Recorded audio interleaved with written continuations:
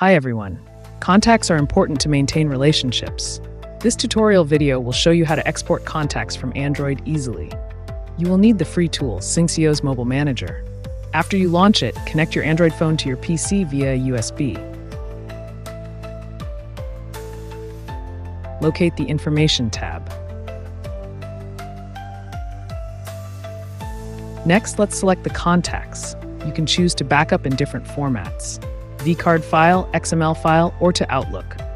Besides, you can click the Save button to export your contacts to HTML file.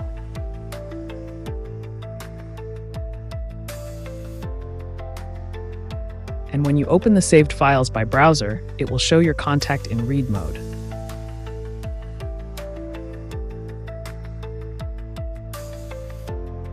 Also, the print option is available. Click the print icon in the upper right corner to print selected contacts.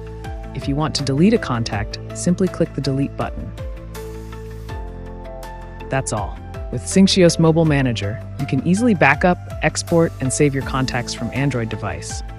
If you also have contacts to manage, don't hesitate to download this tool and have a free trial.